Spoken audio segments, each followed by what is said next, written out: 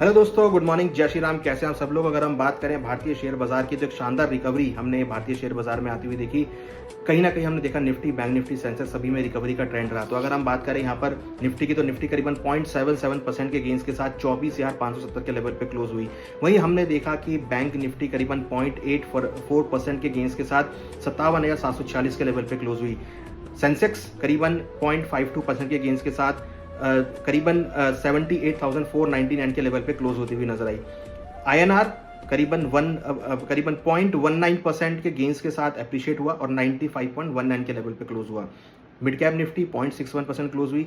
Small cap Nifty अगर आप देखेंगे तो 2.73% के गेंस के साथ रिकवरी हुई। वहीं अगर हम बात करें बीएससी आईटी इंडेक्स करीबन 3.25% गेन के साथ रिकवर होता हुआ नजर आया। तो हमने देखा कि across the board, across the indexes में सभी में पॉजिटिव ट्रेंड देखने को मिला। तो यहाँ पर हमने देखा कि भारतीय शेयर बाजार एक पॉजिटिव नोट पे क्लोज हुए। इंपॉर्टेंट चीज क्या है जो सबसे ज्यादा मिसिंग आउट हो रहा था वो था एफआईआईज की खरीदारी। पिछले हफ्ते एफआईआईज ने करीबन 2,911 करोड़ की खरीदारी देखने को मिली। फ्राइडे को ही केवल 480 करोड़ की खरीदारी हमने एफआईएस की तरफ से आती हुई देखी। तो कहीं ना कहीं अगर आप देखेंगे तो खरीदारी जो है वो जमकर होती हुई नजर आई है। एफआईएस की तरफ से शानदार रिकवरी देखने को मिली है। भारत का फॉरेन रिजर्व जो है वो 10.512 बिलियन डॉलर से इंक्रीज होकर 692.86 बिलियन डॉलर हो गया। तो सभी जगह बहुत हरियाली आपको देखने को मिल रही है, बहुत पॉजिटिव न्यूज देखने को मिल रही है। क्रूड के भाव 10% गिर गए हैं, ये भी कहीं ना कहीं मार्केट के लिए पॉजिटिव है।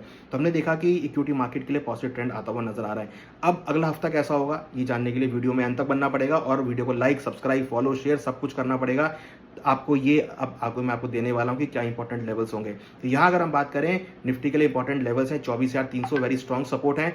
रेजिस्टेंस है 24,800। 24,800 के ऊपर अगर ब्रेक होता है तो फिर 24,900, 25,000 तक के लेवल आपको देखने को मिल सकते हैं। बैंक निफ्टी में इंपॉर्टेंट सपोर्ट है 57,000, रेजिस्टेंस है 58,500। 58,500 का लेवल अगर ब्रेक होता है तो 59,000 तक के लेवल आपको बैंक निफ्टी में देखने को मिल सकते हैं। सेंसेक्स में इंपॉर्टेंट सपोर्ट है 77,500, रेजिस्टेंस है 79,500। तो ये रेजिस्टेंस लेवल है और लग रहा है कि अगला हफ्ता मार्केट के लिए पॉजिटिव हो सकता है। तो यहाँ पर कौन कौन से सेक्टर सबसे ज्यादा काम कर सकते हैं। सबसे पहले है बैंकिंग सेक्टर। आपको बैंकिंग सेक्टर में अच्छा मोमेंटम देखने को मिल सकता है। डिफेंस सेक्टर के अंदर आपको रिकवरी देखने को मिल सकती है। ऑटो सेक्टर के अंदर आपको रिकवरी देखने को मिल सकती है।